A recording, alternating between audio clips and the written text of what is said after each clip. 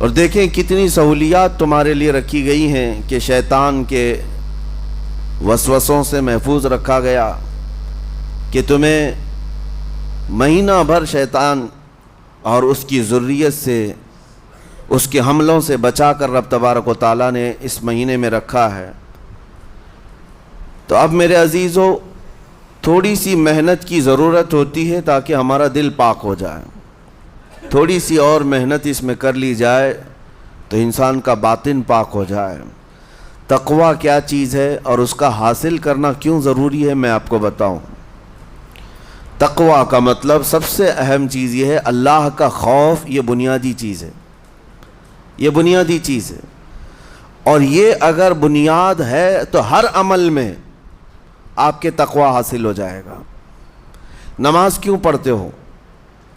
نماز ایک ڈیوٹی سمجھ کر کے پڑھتا ہے تو کوئی مسئلہ ہی نہیں اس کا، یعنی وہ ڈیوٹی ادا کر رہا ہے۔ لیکن نماز میں اگر خوف خدا ہے، اللہ کے ڈر سے پڑھتا ہے، یہی تقویٰ ہے۔ روزہ کیوں رکھ رہا ہے؟ سب محلے میں رکھ رہے تھے، ہم نے بھی رکھ لیا۔ روزہ اس لیے رکھ رہا ہوں کہ لوگ برا نہ سمجھیں، یا اسلام کا ایک حصہ ہے۔ اتنی ہی نیت تھی تو پھر اس نے روزے سے کچھ حاصل نہیں کیا، لیکن اسی روزے کو اللہ کے خوف سے رکھا، یہی تقویٰ ہے۔ تو خوف خدا، اللہ کا خوف آ جانا ہر عمل میں، یہی تقویٰ ہے۔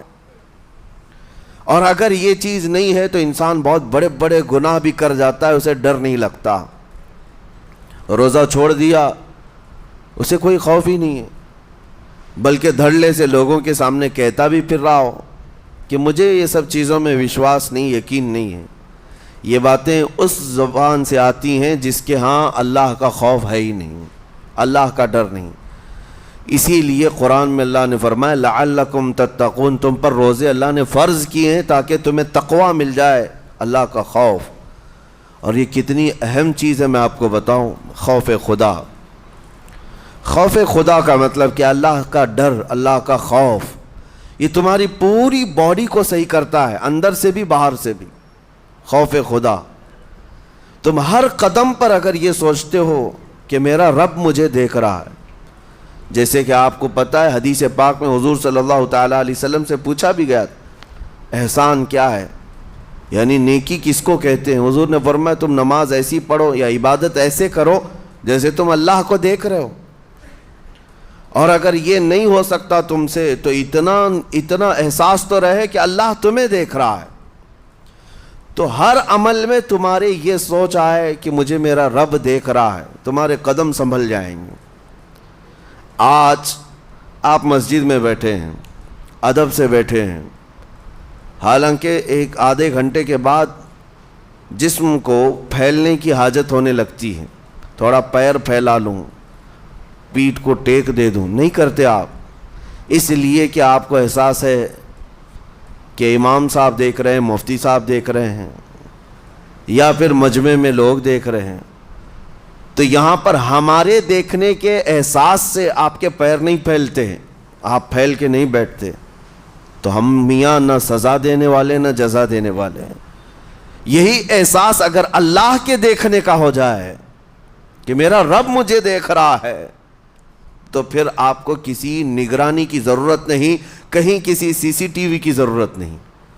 اللہ کا خوف اگر بندے کے دل میں آ جائے، وہ ہر لمحے، ہر گھڑی، ہر علاقے میں محفوظ رہتا ہے، اپنے آپ کو محفوظ رکھتا ہے۔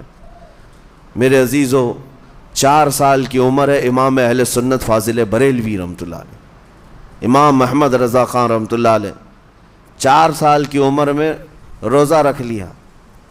گرمیوں کی شدت تھی، گھرانہ علمی گھرانہ ہے، باپ بھی بڑے عالم دین، دادا بھی بڑے عالم دین ہیں۔ 4 سال کی عمر میں روزہ تو رکھ لیا، اور جب تھوڑی دوپہر ڈھل گئی، اچھوں کی حالت دھوپ کے دنوں میں خراب ہونے لگتی ہے، تو شام ہونے کو قریب تھی کہ ایک کمرے کے اندر دادا محترم نے پوتے کو بند کر دیا، اور کچھ پھل فروٹ ساری چیزیں اندر رکھ کر کے دروازہ باہر سے بند کر لیا، کہا بیٹا کھا لینا، میں کسی کو بتاؤں گا نہیں۔ کسی کو نہیں بولوں گا. 4 سال کی عمر ہے, تمہارا روزہ بھی رہے گا, کھا کر کے تھوڑا پیٹ ہلکا کر لینا.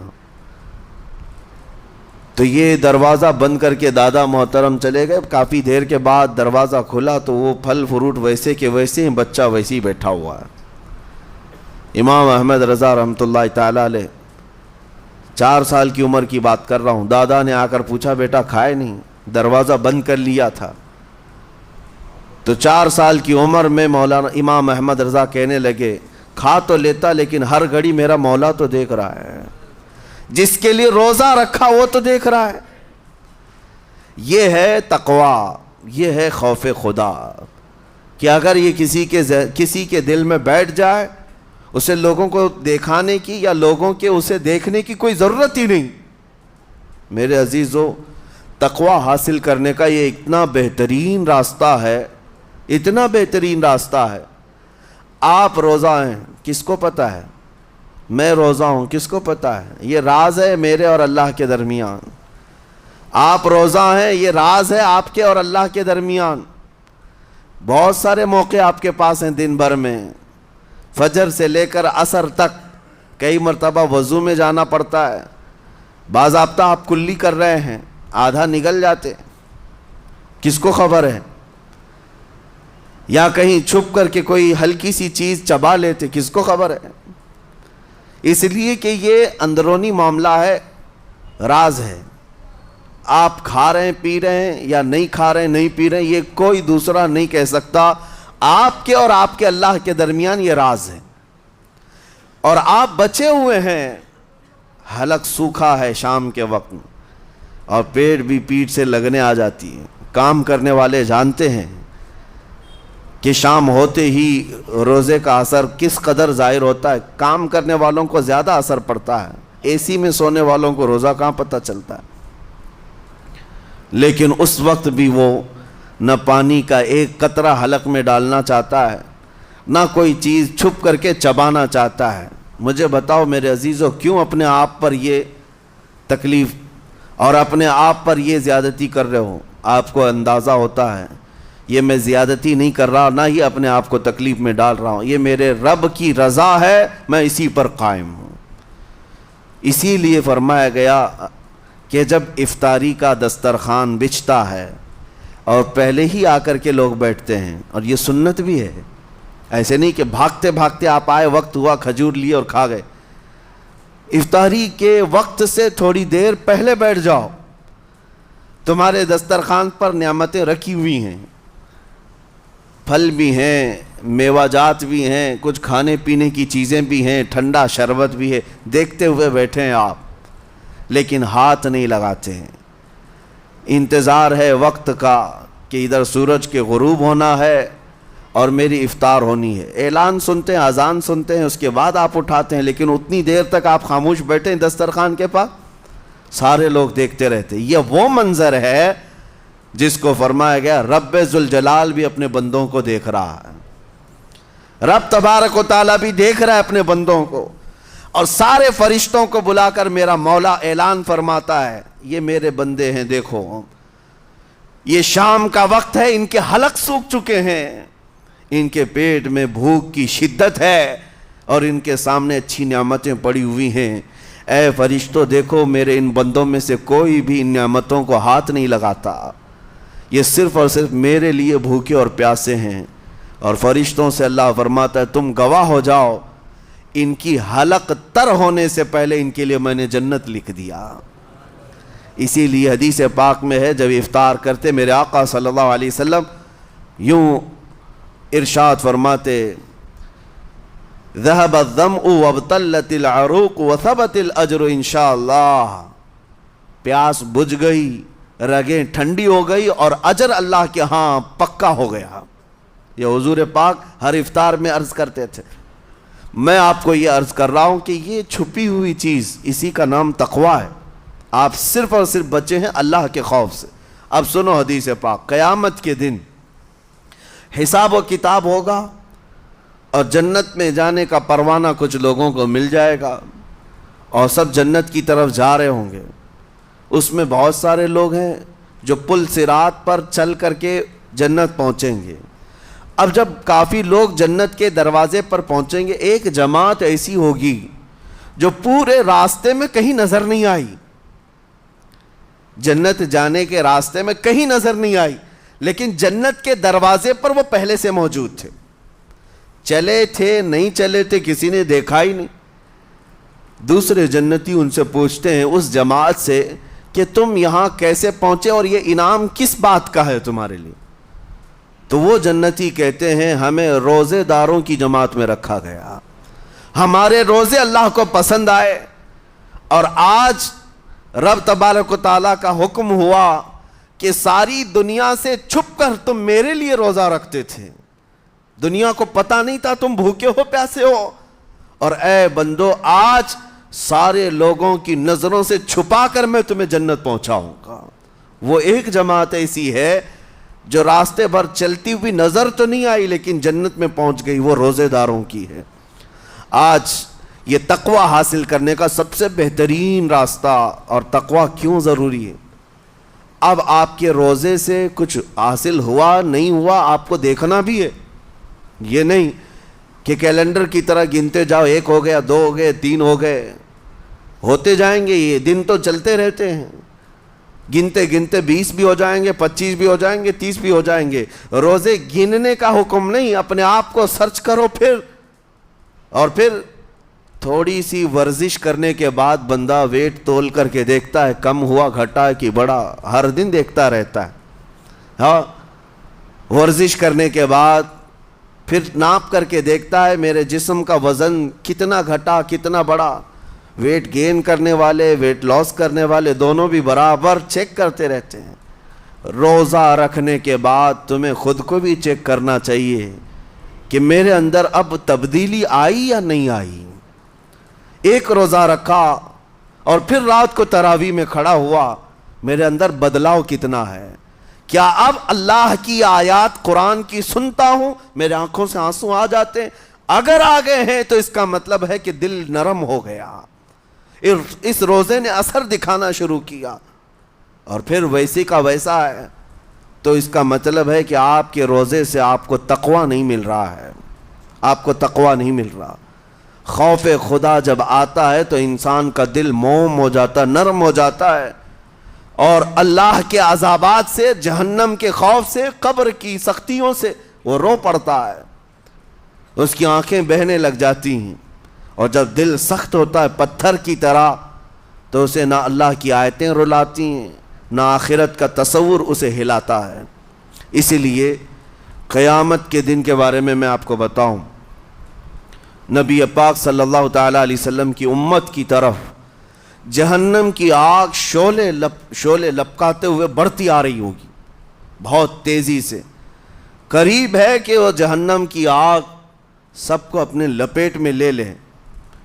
وہاں کھڑے ہوئے بہت سارے لوگ اپنے اپنے اعمال کا صدقہ پیش کرنے لگے، حاجی اپنے حج پیش کر رہے ہیں، نمازی اپنے نماز، روزے دار اپنے روزے، کہ جہنم ہماری یہ نیکیوں کا صدقہ رک جا۔ جہنم کی آگ بڑھتی چلی آئی، بڑھ رہی تھی۔ جبرائیل امین علیہ الصلاۃ والتسلیم حاضر ہوتے ہیں بارگاہ مصطفیٰ صلی اللہ علیہ وسلم میں، ایک پانی کا پیالہ انہوں نے پیش کیا اور کہا یا رسول اللہ صلی اللہ علیہ وسلم یہ پانی آپ اس آگ پر چھڑک دیں۔ نبی پاک صلی اللہ تعالیٰ علیہ وسلم نے وہ پانی اس آگ کی طرف پھینکا تو آگ دور چلی گئی، جو جہنم کی آگ اچانک بجھ گئی، کافی دور چلی گئی جو امت کی طرف لپک رہی تھی۔ رسول رحمت صلی اللہ تعالیٰ علیہ وسلم نے پوچھا جبرائیل سے یہ اتنا اثردار پانی ہے کون سا؟ یہ جبرائیل امین عرض کرتے ہیں یا رسول اللہ یہ آپ کے ان امتیوں کے آنسوؤں کا پانی ہے جو رات کھڑے ہو کر اپنے رب کے خوف سے رویا کرتے تھے، وہ اللہ کے خوف سے تھر تھراتے تھے، ڈر کر کے ان کے آنکھوں سے جو آنسو آتے۔ جبرائیل امین کہتے ہیں میں نے وہ آنسو جمع کر رکھے تھے اور وہ آج میں نے آپ کے سامنے پیش کیا۔ ایک آنسو کا قطرہ جہنم کی آگ بجھانے کے لیے کافی ہے۔ موتی سمجھ کے شان کریمی نے چن لیے قطرے جو گرے تھے عرق انفعال کے۔ عزیزان گرامی وقار، یہی وہ تقوی ہے، یہی وہ خوف خدا ہے جس کے متعلق اللہ قرآن میں فرماتا ہے لعلکم تتقون، تاکہ تمہیں تقوی مل جائے، اسی لیے روزے رکھے گئے ہیں، روزے فرض کیے گئے ہیں۔ تمہارا دل اگر سخت کا سخت ہی رہ گیا تو روزے اثر نہیں کر رہے ہیں، روزے اثر نہیں کر رہے۔ اور ظاہر سی بات ہے کاموں میں برکت نیت سے ہوتی ہے، کسی بھی عمل میں برکت اچھی نیت سے ہوتی ہے۔ اگر کوئی روزہ اس لیے رکھ رہا ہے، جیسے بہت سارے فائدے گنائے جاتے ہیں نا، روزہ رکھنے سے کینسر نہیں ہوتا، روزہ رکھنے سے جسم کے فاسد مادے ختم ہو جاتے ہیں، نکل جاتے ہیں، ڈاکٹرز بھی مشورہ دیتے ہیں مہینے میں ایک مرتبہ، ہفتے میں ایک مرتبہ باڈی کو فری چھوڑنا چاہیے۔ تو یہ تو جسمانی فائدے تو رکھے گئے ہیں، لیکن اگر تم روزہ اس نیت سے رکھ رہے ہو کہ میری باڈی صحیح ہوتی رہے، تو گویا کہ تم تو اپنی دنیاوی غرض سے روزہ رکھ رہے تھے۔ یہ فائدے تو ملنا ہی ملنا ہے، یہ فائدے یوں بھی ملیں گے اللہ تعالیٰ کی طرف سے آپ کو، لیکن نیت وہ نہیں۔ روزہ رکھنے کی نیت یہ ہو کہ میرا رب مجھ سے راضی ہو جائے اور مجھے رب تبارک و تعالیٰ کا خوف اور تقوی حاصل ہو جائے۔ نیت میں برکت ہے، اور جن کاموں کو آپ اچھی نیت سے کریں گے اسی طرح ان کاموں میں اثر بھی پیدا ہوگا۔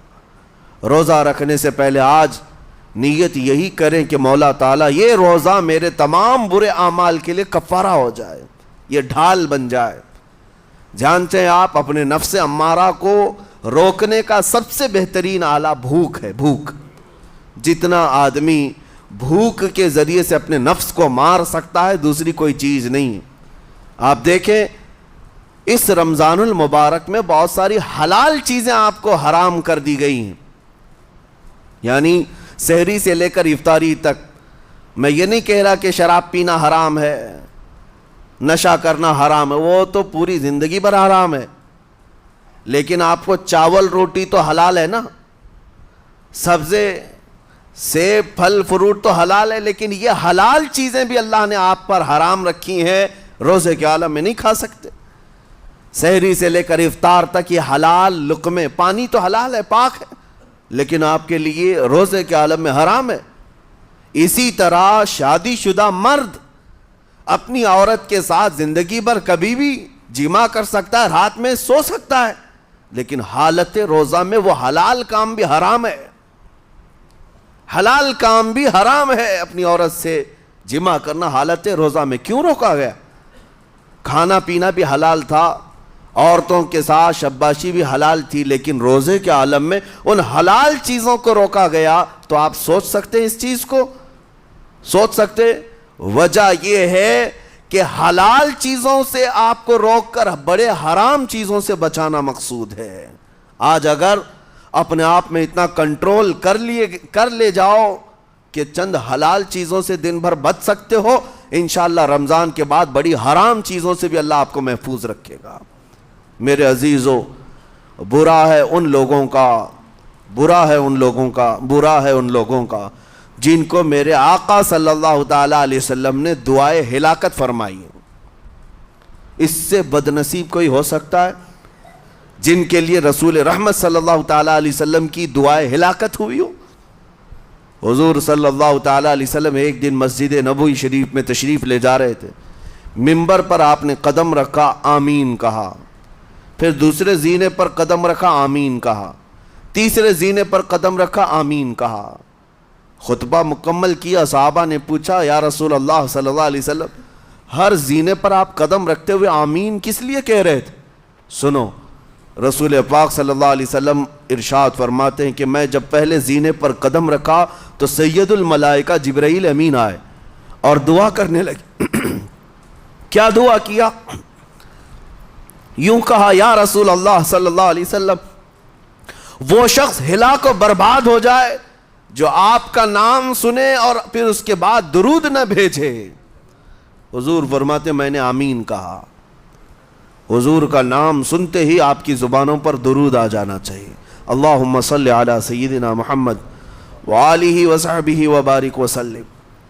میرے آقا فرماتے ہیں دوسرے زینے پر قدم رکھا تو جبرائیل امین نے یوں کہا، یا رسول اللہ صلی اللہ علیہ وسلم وہ شخص ہلاک و برباد ہو جائے جو زندگی میں اپنے ماں اور باپ میں سے کسی ایک کے بڑھاپے کو پایا اور ان کی خدمت کر کے جنت نہیں حاصل کر سکا بلکہ ان کو ایسے ہی چھوڑے رکھا، ایسا شخص برباد ہو جائے۔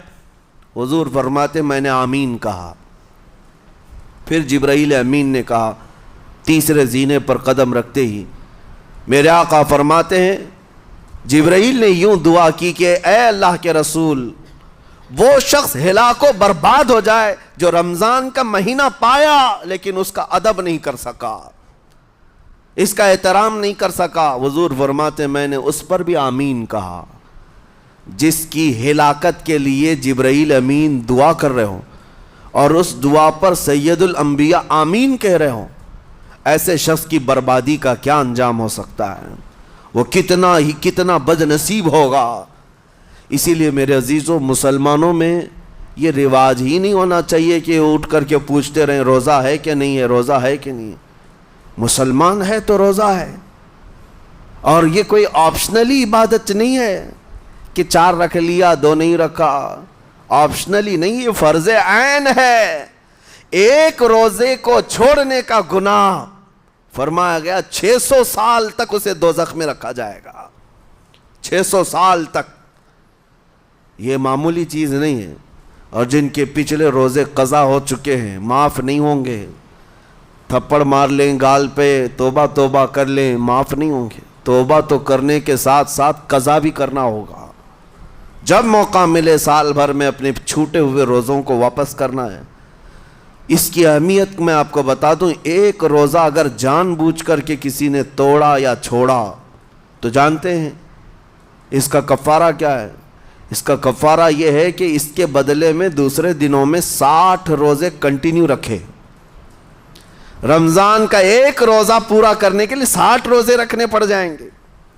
ہاں، اگر کسی عذر کی وجہ سے، کسی تکلیف کی وجہ سے چھوڑا تھا، بیمار تھا یا سفر میں تھا یا تکلیف کی شدت تھی، اس وجہ سے روزہ چھوڑا تھا، تو اس کے بدلے میں ایک روزے کی قضا ایک ہی روزہ ہوگی۔ لیکن بغیر کسی عذر کے، شہوت کی وجہ سے، نفس پرستی کی وجہ سے توڑا تھا یا چھوڑا تھا تو پھر 60 روزے رکھنے پڑ جائیں گے۔ اس سے اندازہ ہوتا ہے کہ ایک روزے کی اہمیت کیا ہے رمضان کے۔ اسی لیے میرے عزیزو، یہ روزے آسان ہیں، روزے آسان ہیں، اس کو رکھ لو، اس کی جزا بہت بڑی ہے، اس کی جزا بہت بڑی۔ ویسے بھی آپ دوسرے دنوں میں لیٹ ناشتہ کرنے کے بھی عادی ہیں۔ ممبئی والوں کا تو حال یہی ہے، 12 بجے کے بعد 1 بجے 2 بجے تو ان کے ناشتے ہوتے ہیں، دوپہر کا کھانا تو شام 5 بجے ہو رہا ہوتا ہے۔ بس وہ ناشتہ سکپ کرنا ہے، دوپہر کے کھانے جو آپ کے ہوتے ہیں اس سے اور تھوڑا ایکسٹینڈ کر لیں تو افطاری کا وقت آ جاتا ہے۔ کوئی بہت بڑی دقت کی بات نہیں، کوئی بہت بڑے بوجھ کی بات نہیں، آسان ہے۔ آج الحمدللہ ہمارے 5 سال 6 سال کے بچے روزہ رکھ لیتے ہیں، تو بڑوں کو تو اللہ نے جو طاقت عطا کی ہے، روزہ ہرگز ترک مت کرو۔ لیکن ساتھ میں آج یہ میسج ضرور دوں گا، نیت یہ کرو کہ مجھے تقویٰ مل جائے، مجھے پرہیزگاری مل جائے، اور یہ آپ کو خود چیک کرنا ہوگا۔ روزانہ رات کو نماز میں کھڑے ہو جاؤ تراویح کے، دیکھو کہ کتنی تبدیلی آ رہی ہے۔ آج میں نے روزہ افطار کیا، میرے اندر بدلاؤ آیا کہ نہیں آیا؟ اور اگر نہیں آ رہا ہے، کوئی تبدیلی نہیں آ رہی ہے، تو اس کا مطلب ہے آپ تقویٰ نہیں حاصل کر رہے، آپ تو روز مرہ کی روٹین پر چل رہے ہو۔ روٹین پر چلنے کا مطلب یہ روزہ نہیں ہے۔ روزہ تقویٰ دے کر جاتا ہے بندے کو، روزہ خوف خدا دے کر جاتا ہے بندے کو۔ اسی لیے میرے عزیزو، آج دیکھیں آپ بہت ساری برائیوں سے رمضان میں بچ جاتے ہیں، تھوڑی اور محنت کی ضرورت ہے۔ ہم نے دیکھا ہے بہت سارے گھروں میں، باقی عیاش گھروں کی مجھے کوئی وہ نہیں ہے، ان سے کوئی لینا دینا نہیں، لیکن نارمل مسلمانوں کے گھروں میں بھی ہوتا یہ ہے، عورتیں بچوں کو تلقین کرنا شروع کر دیتی ہیں، گانے بند کرو، ٹی وی بند رکھو، بہت ساری چیزیں بند رکھو کہ رمضان آیا ہوا ہے۔ اور رمضان میں اگر ٹی وی لگا بھی لیا تو کچھ اسلامک چیزیں دیکھنے لگ گئے۔ ماحول تم نے خود ہی بدلا ہے اپنے گھر میں، کچھ چیزوں کو آپ نے بدلا ہے، اور کچھ چیزوں کا ادب آپ نے کرنا شروع کیا ہے۔ اسی کو اور تھوڑی سی محنت کے ساتھ بڑھا لیا جائے، قسم رب ذوالجلال کی ہر برائی رمضان میں ہی آپ سے ختم ہو جائے گی۔ جس کی کوئی چیز چھوڑنے پر نہیں چھوٹتی ہے وہ رمضان میں کر کے دیکھ لے.